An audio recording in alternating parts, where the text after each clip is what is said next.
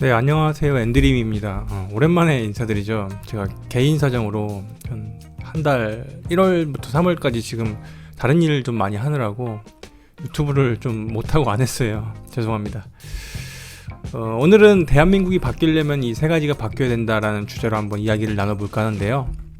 결론부터 나누면 이 세 가지란 거는 정치, 그리고 교육, 공무원 이 세 가지가 바뀌어야 된다라고 한번 나눠볼까 해요. 뭐 잘 아시겠지만 기업은 이 경영을 통해서 돈과 기회를 창출하고, 또 정치라는 건요, 그 기업과 사람이 뛰어놀 어떤 플레이그라운드를 만들어주는 역할이에요. 그런데 잘 아시겠지만 정치가 전혀 세상의 변화를 못 따라오고 있죠. 특히 이 세상의 변화라는 거는 속도 그리고 방향, 이 두 가지를 말씀드리는 건데요. 아직도 정치의 영역은 조금은 시대착오적인 게 많고요, 이념적인 것만 중시되는 게 많아요. 그 이념적인 것만 해도 되고 그 시대착오적인 것만 해도 되는데, 문제는 그게 구시대적인 것도 있고 특정 이념, 옛날 이념이 많기 때문에 지금 문제가 되는 거거든요. 세상은 잘 아시겠지만 1년 주기, 1개월 주기 혹은 매일매일 새로운 기술이 선보여지고 있죠. 그쵸? 또 우리의 라이벌 기업들은 나를 앞질러서 초격차로 이미 벌어지고 있는 상황인데, 정치가 그런 걸 만들어줘야 될 토양인데, 그 역할인데 변화의 속도를 못 따라가고 있는 게 참 안타깝죠. 그래서 정치가 바뀌려면은 그동안 정말로 수고해 주셨던 산업화 세대들 그리고 민주화 세대들이 빨리 은퇴를 해주시면서 자연스럽게 이제 바톤 터치를 이제 실용 세대들에게 넘겨야 된다고 봅니다, 개인적으로. 그런데 이제 잘 아시겠지만 여야 모두 뭐 자기들 이득을 위해서 전혀 기득권 포기 않죠. 어떻게 뭐 얻은 그런 배지고 어떻게 그 당들이 이루어졌는데, 그쵸? 그러다 보니까 아직도 저는 정치 보면은 좀 문과 중심의 정치가 좀 많은 것 같고요, 이공계가 굉장히 많이 부족하죠. 예. 그리고 세상에 대한 이해 부족이 정치 영역에서도 많고요. 왜냐면은 어딘가는 뭐 엘리트 중심으로 올라와서 세상을 이해 못할 수도 있고요, 또 어딘가는 너무 자기 전문 분야만 알기 때문에 모를 수도 있어요. 그래서 뭐 지금 많이 얘기가 나오고 있는 젠더 문제 역시도 왜 그 이대남과 이대녀들이 이렇게 싸우거나 혹은 왜 서로 이렇게 서로 이렇게 좀 좋게 디스커션 될 수 있는 부분도 아직도 정치권에서 못 풀고 있는지에 대한 것도 많이 고민을 하셔야 될 것 같아요. 그쵸? 그래서 합리보다는 좀 이념 그리고 내 편 중심의 정치도 굉장히 많고, 내로남불은 너무하고, 예. 사람만 많으면은 뭐 지지자들 누군가에 무조건 지지하는 정치도 있고요. 예. 그래서 이런 정치가 바뀌어야 되는데 쉽지 않죠. 그래서 대선이나 지선, 총선 이런 거 보시면서 공약이나 상황들 보면서 합리적으로 우리 세대들이 많이 같이 투표에 참여해야 되는 것 같고요. 같은 개념으로 공무원들 역시 마찬가지라고 봐요. 잘 아시겠지만 우리 교사분들은 이 교육공무원이시고 이 10대들의 어떤 진로 진학의 최전선에 계시잖아요. 근데 이들 역할은 사실은 본질적으로 아카데믹할 수밖에 없어요. 그쵸? 학교 교사고 가르치는 티처의 어떤 사명을 갖고 있는 분들이니까. 근데 참 아이러니하게 세상은 점점 아카데믹한 내용보다 실용적인 내용을 달라고 계속 원하고 있어요. 그쵸? 이런 상황이다 보니까 정부에서 실용을 조금 더 추구하는 교육개혁이라든지 사회개혁을 통해서 외부에서 강제로 좀 뭔가 주입하고 있고, 다 강제로 드라이브를 거는 거죠.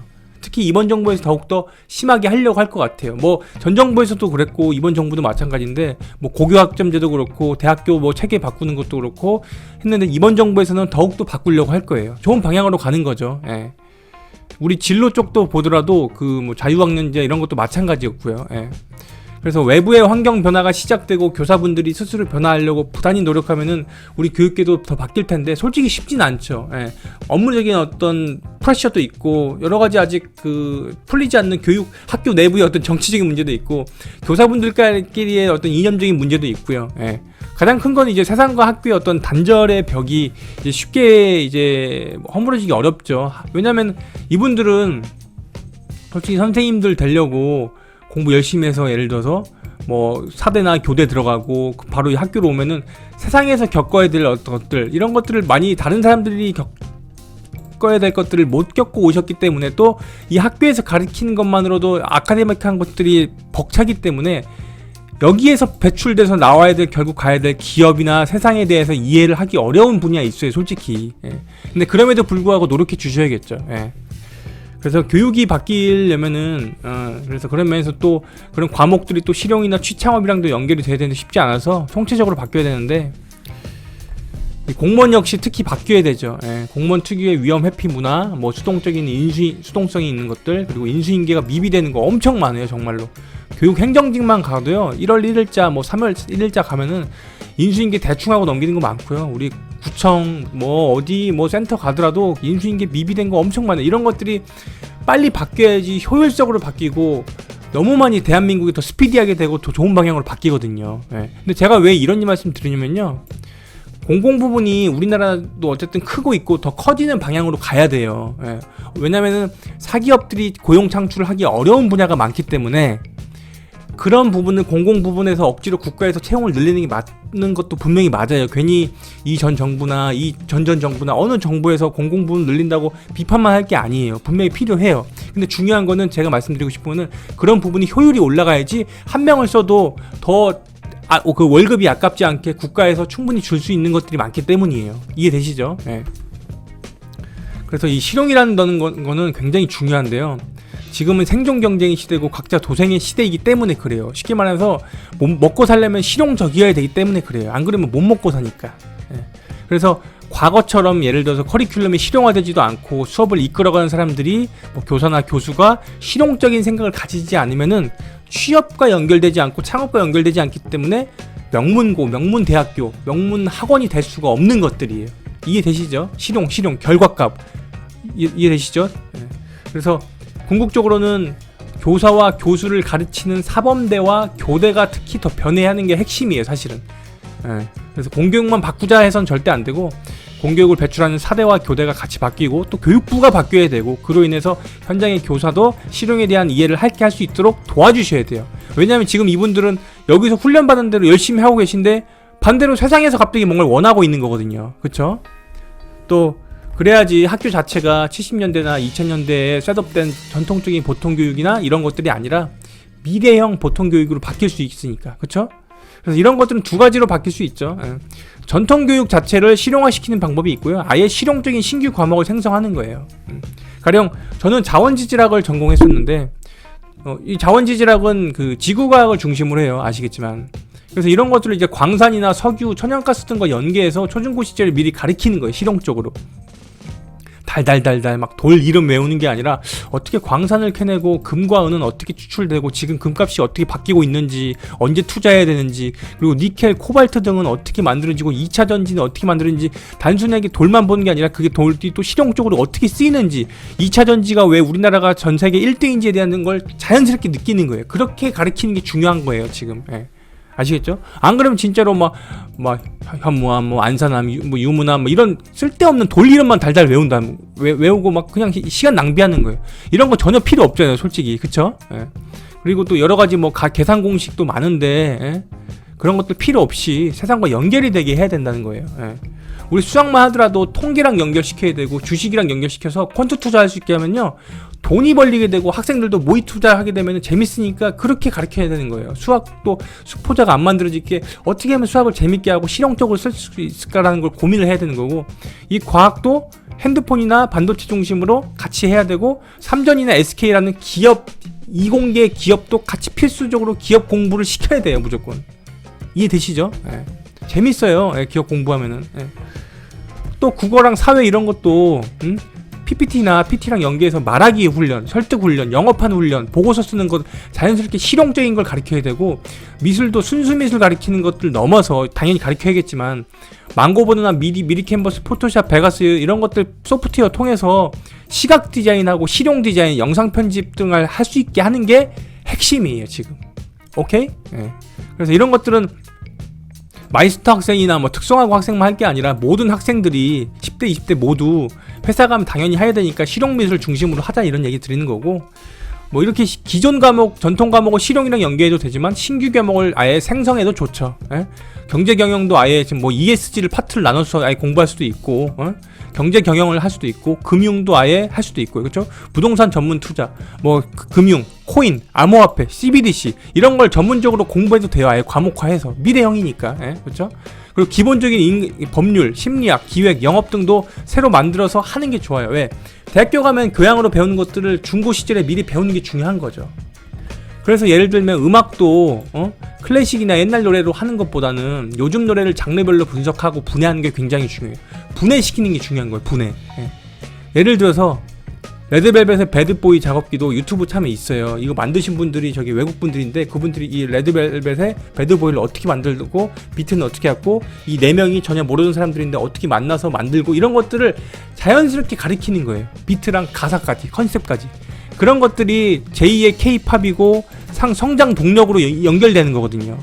대한민국은 앞으로 성장 동력이 많지가 않아요. 그런데 그 중에 하나가 오징어 게임 같은 K-컬처, K-팝 이런 것들이 있는데 그런 것들을 음악 시간에 가르쳐야 된다 이거죠. 이해되시죠? 실용적인 것들이 뭔지. 그래서 이런 것들도 클래식이란 거, 동서양의 클래식, 뭐 전통 민요도 그렇고 지식의 척추가 되는 것도 중요하고 가르쳐야 되지만 이제 커리큘럼 재편을 통해서 실용 음악 이제 힙합부터 해서 뭐 재즈도 그렇고 흥미와 재미를 주는 것도 매우 중요하고 정말로 K-팝이라는 회사에 입사할 수 있도록 학생들을 기르는 것이 중요하다고 봅니다. 저는. 그렇죠? 왜? 이게 진짜 공부니까. 그래서 저라면은 힙합 가사를 쓰게 하고 무료 음원 소스 프로그램을 국가 차원에서 만들어서 나만의 비트 만들기도 하게 하고, 그쵸? 그러면 이제 화성학도 자연스럽게 배우게 되는 거예요. 예. 그래서 가사와 시쓰기 훈련, 운율 같은 거 하는 걸 배우게 되면은 자연스럽게 문해력도 증강돼요. 어렵지 않게 문해력이 늘어나요. 문해력이.